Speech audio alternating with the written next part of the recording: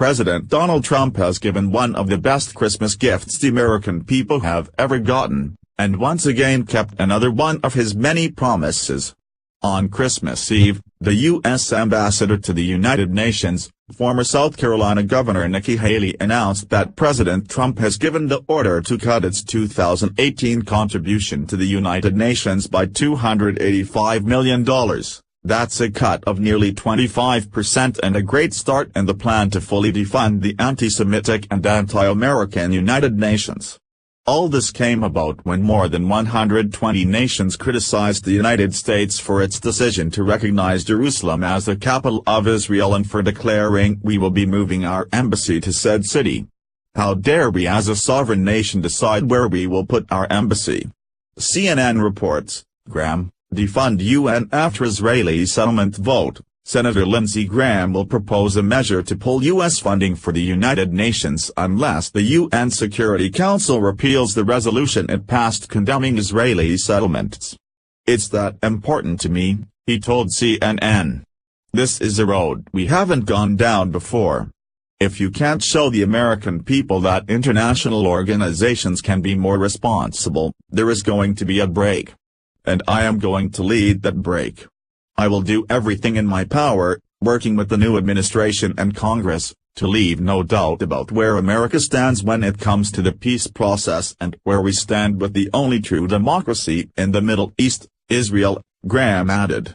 He later told CNN's Dana Bash that U.S. funding accounts for 22% of the UN's budget. The United States on Friday allowed a UN Security Council resolution condemning Israeli settlement construction to be adopted, defying significant pressure from Prime Minister Benjamin Netanyahu's government in alliance with President-elect Donald Trump. The Security Council approved the resolution with 14 votes, with the U.S. abstaining. Trump soon after tweeted, "Things will be different after January 20th, and on Friday, a senior Trump transition official told CNN the transition team was all hands on deck in working to kill the UN resolution. Graham issued a statement after the vote, harshly criticizing the Obama administration for abstaining. The Obamacare foreign policy has gone from naive and foolish to flat-out reckless. With friends like these, Israel doesn't need any enemies," he said. "I anticipate this vote will create a backlash in Congress against the United Nations. The organization is increasingly viewed as anti-Semitic and seems to have lost all sense of proportionality." Graham traveled to New York last week to discuss the resolution with Antonio Guterres, the next UN Secretary General, and he spent the past week lobbying members of the Security Council not to support the UN vote.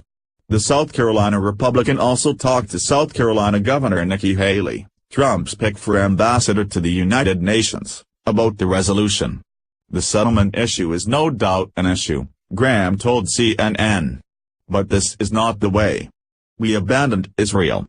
Citing the controversial 2009 Goldstone report about the Israeli conflict in Gaza, which accused both Israel and Hamas of war crimes, as well as other anti-Israel measures at the UN, Graham said, "Enough is enough.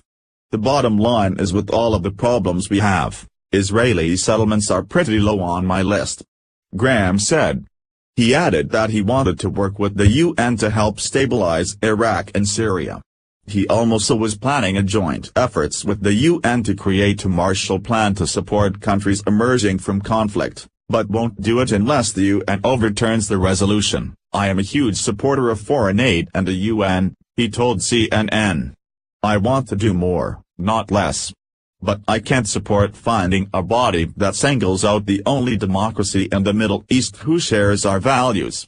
Related, what the UN vote says about how Trump will treat Israel, Graham plans to move forward with his measure after the congressional recess when a continuing resolution expires in April. Senator Ted Cruz tweeted that he spoke with Netanyahu and assured him of support for Israel in Congress. "No US dollar for UN until reversed," Cruz wrote on Saturday. Graham hopes to create leverage for Trump to deal with the United Nations on the issue when the president-elect takes office. "Trump is a good negotiator. Let's see if this gives him some leverage," he said, adding if the world body overturned the measure, The UN has got a chance to reset and let the new administration restart the peace process.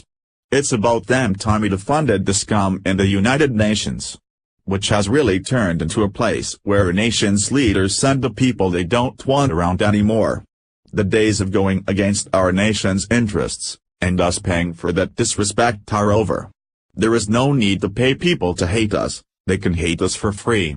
Perhaps if they don't like it they can just move the whole UN to somewhere in the Middle East. I hear Dubai or Qatar would take them. Just get that garbage out of our borders. We don't need them here. The truth of the matter is that the UN has spent the last half-century spewing hate against the US and Israel. And it's about damn time we said enough. We have every right to do whatever we please, it's the perks of being a superpower. And if the UN doesn't like it, they can get their preferred nations such as Iran or North Korea to fund them. Please share if you want to see the UN leave the United States. Follow us on Facebook at Freedom Daily.